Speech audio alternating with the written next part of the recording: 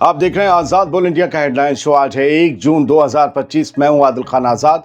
दुनिया के सबसे बड़े अखबारों और पोर्टल से चुनी गई कुछ बड़ी खबरों को आपके सामने रखेंगे जिन्होंने आज सुर्खियां बटोरी। इस शो में आज आप देखेंगे गजा में इस्राएली फौज ने मदद लेने जा रहे लोगों पर कर दी गोलियों की बरसात, कई दर्जन लोग शहीद। मैक्रोन की आजाद फलस्तीन की कोशिशों से बड़ी टेंशन, इसराइल में अमेरिकी एम्बेसडर हुए लाल, बताया कहां किस मुल्क में बनाई जाए फलस्तीनी रियासत। आईएईए की रिपोर्ट के बाद ईरान का नर्म रुख, कहा हम पूरी तरह कर रहे हैं कॉपरेट। अरागची ने आईएईए चीफ से फोन पर की अहम बातचीत। यमन के हुथीज ने कहा इसराइल सिर्फ ताकत की जुबान समझता है, किया बड़ा ऐलान। रशिया यूक्रेन के बॉर्डर पर 2 पुल गिरने से 7 लोग हलाक, ट्रेन पटरी से उतरी। और क्या ब्रिटेन कर रहा है जंग की तैयारी, $2 बिलियन के डिफेंस इन्वेस्टमेंट का किया ऐलान, हजारों मिसाइल्स और ड्रोन्स बनाने का प्लान। चलिए करते हैं शो की शुरुआत। आज गजा में भूखे प्यासे लोगों पर बड़ा जुल्म हुआ। आईडीएफ ने जमकर कत्लेआम मचाया है। गजा में खाना लेने जा रहे लोगों पर इस्राएली फौज की फायरिंग में 30 से ज्यादा आम लोग शहीद हो गए। कहीं ये तादाद 40 है, कहीं 31 है, कहीं कुछ 30 से ज्यादा लोग शहीद हो गए। गजा में जब लोग मदद का सामान लेने जा रहे थे तो इस्राएली फौज ने उन पर गोलियां चला दी। खबरों के मुताबिक हवा, जमीन और समंदर तीनों तरफ से हमला किया गया। अल जजीरा के मुताबिक, हेल्थ ऑफिशियल्स और कई गवाहों के मुताबिक 30 से ज्यादा लोग शहीद हुए, 175 से ज्यादा जख्मी हुए। शहीदों का आंकड़ा बढ़ सकता है। ये कत्लो गारत तब हुआ जब ये सभी लोग एक एड सेंटर, यूं समझिए कि एक लंगर खाने की तरफ जा रहे थे। इस इंसिडेंट के बाद इस्राएली फौज दुनिया भर के इंसाफ पसंद ममालिक के निशाने पर आ गई है। गवाहों का कहना है कि जब लोग फ्लैग राउंड अबाउट के आसपास पहुंचे तब इस्राएली फौज ने लगभग 1 किलोमीटर की दूरी से उन पर फायरिंग शुरू कर दी। अशर्क अल अवसत अखबार की रिपोर्ट के मुताबिक गवाहों ने बताया कि हर तरफ से फायरिंग हो रही थी, नेवी के वॉरशिप से, टैंक से और ड्रोन से।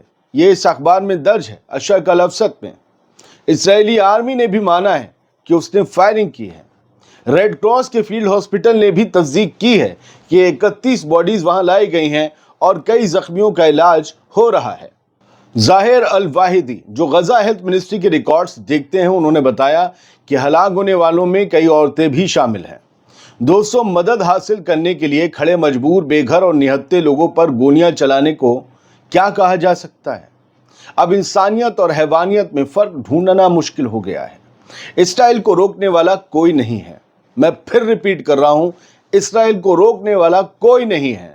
न किसी सुन्नी मुल्क में दम है, न किसी शिया मुल्क में दम है और न किसी गैर मुस्लिम मुल्क में दम है। कोई भी जो अपने आप में ताकतवर होने का भ्रम भरता है, किसी में दम नहीं है। याद कीजिए तो पिछले 19 महीने में इसराइल को एक दिन के लिए भी, 24 घंटे के लिए भी अगर कोई सूरमा रोक पाया हो तो उसका नाम बता दीजिएगा मुझे। एक दिन के लिए भी अगर किसी ने रोका हो।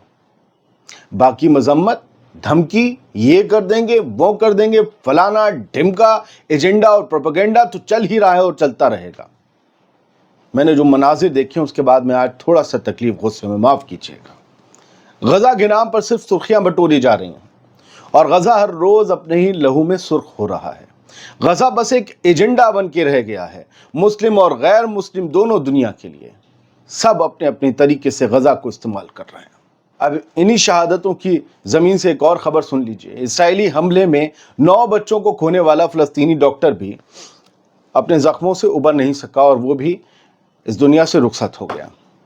गजा के एक फलस्तीनी डॉक्टर हमदी अल नज्जर, जो पिछले हफ्ते इसराइली एयर स्ट्राइक में जख्मी हुए थे, आखिरकार जिंदगी की जंग हार गए।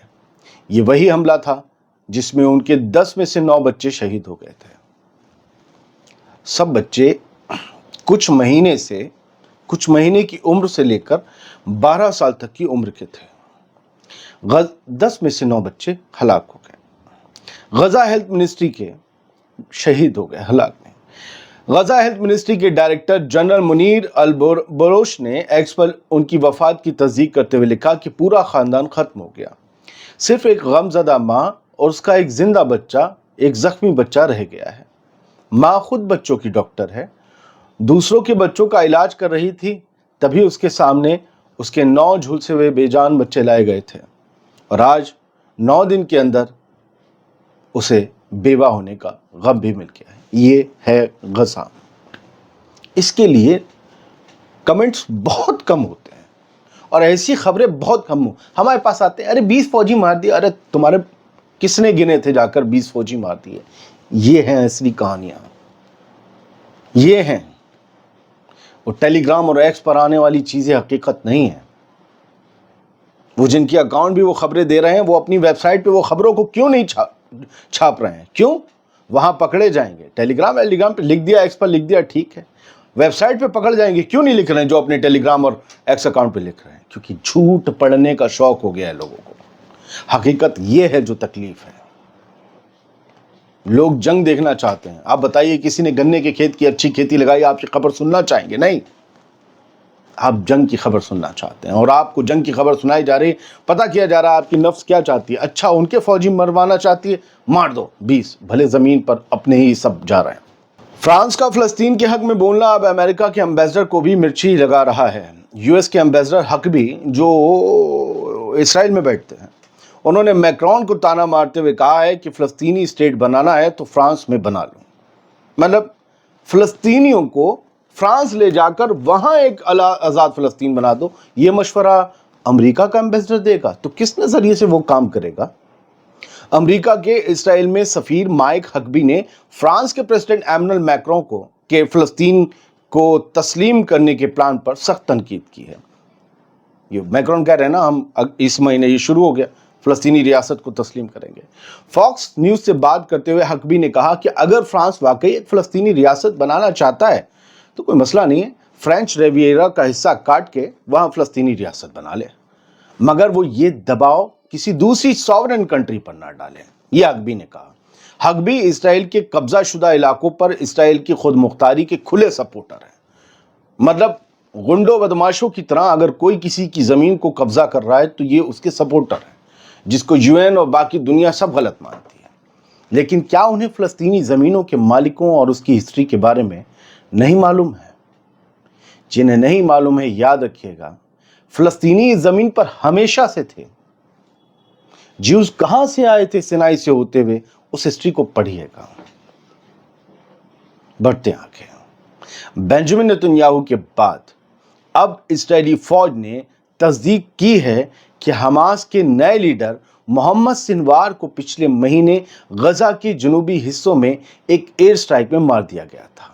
یہ ایک اور کنفرمیشن ہے۔ ابھی پارلیمنٹ میں 3-4 دن پہلے نیتن یاہو نے کہا تھا، اب اسرائیلی فوج آفیشلی کہہ رہی ہے کہ 13 مئی کو ہم نے مار دیا تھا۔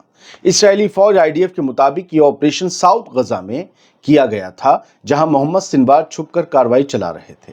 فی الحال حماس کی طرف سے اس کی تصدیق یا تردید نہیں کی گئی ہے۔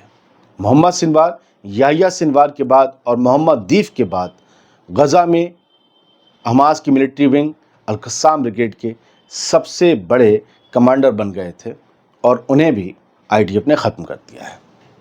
اب ایران کی خبر پر آتے ہیں۔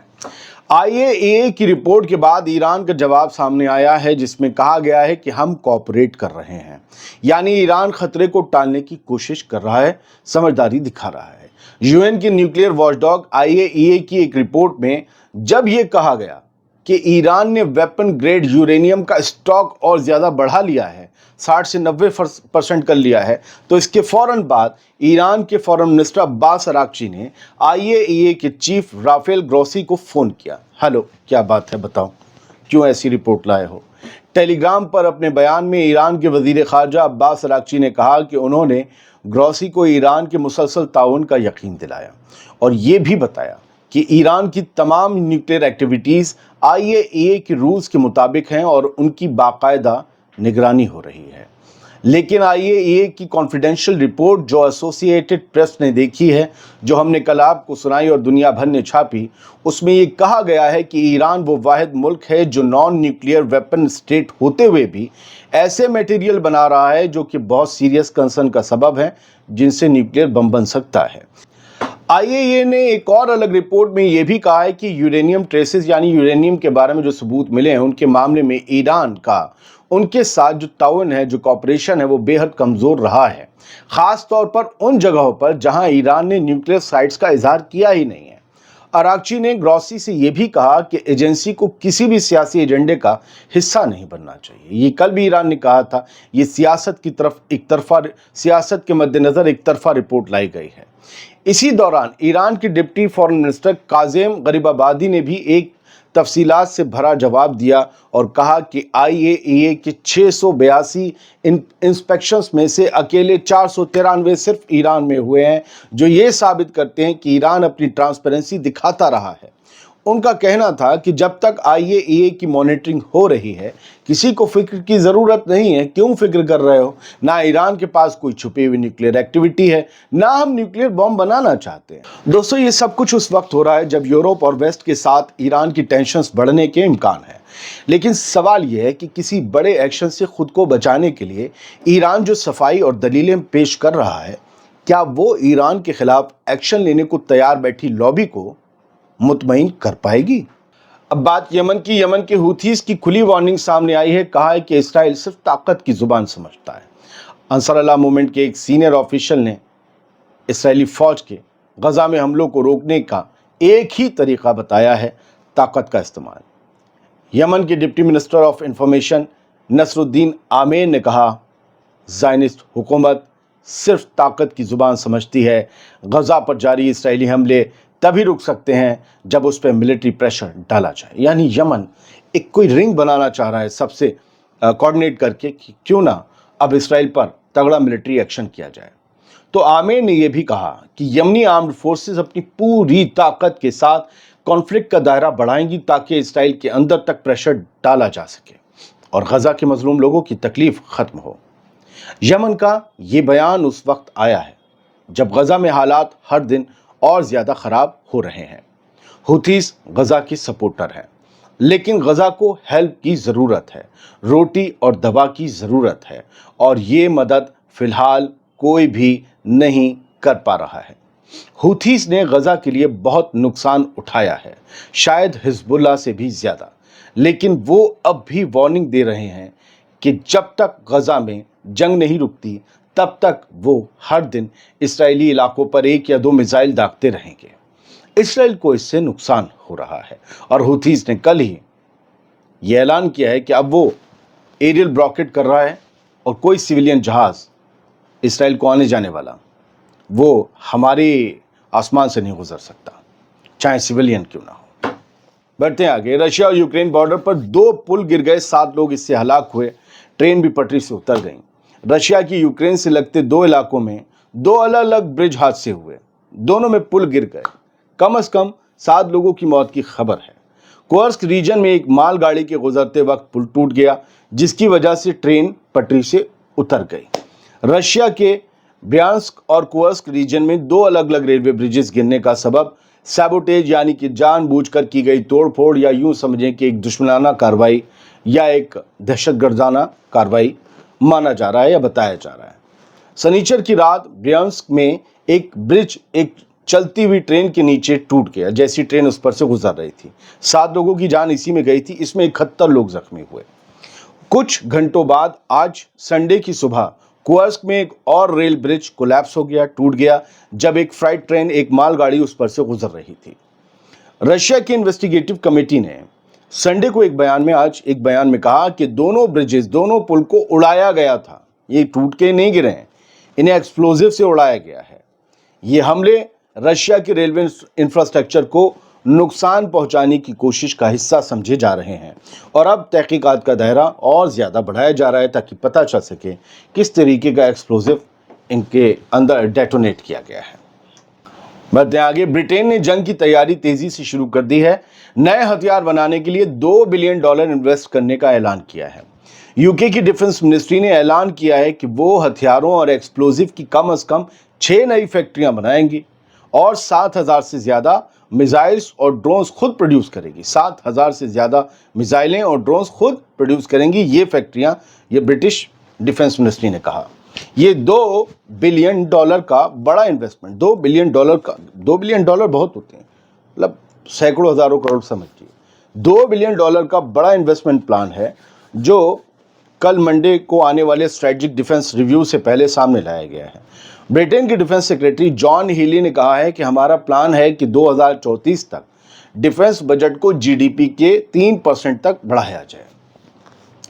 British defence secretary John Healy ने कल कहा था कि पुतिन के यूक्रेन पर इल्लीगल हमले से जो सख्त सबक मिला है वो ये है कि किसी भी मुल्क की फौज तभी तक ताकतवर होती है जब तक उसके पीछे मजबूत इंडस्ट्री हो। तो यहाँ खतरा जो आप जंग की तैयारी ना, आप ये समझिए कि पुतिन और रूस इस वक्त पूरे यूरोप के लिए खतरा है, और तैयारियां सबकी पूरे यूरोप की पुतिन के लिए हो रही हैं, रूस के लिए हो रही हैं। दोस्तों, इस कदम का मकसद ब्रिटेन की मिलिट्री पावर को दोबारा मजबूत बनाना है, ख़ास तौर पर यूरोप और दुनिया भर में बढ़ती टेंशन के दौर में। बहुत बहुत शुक्रिया। हेडलाइन शो आप देख रहे थे। सलामत रहिए, खुश रहिए।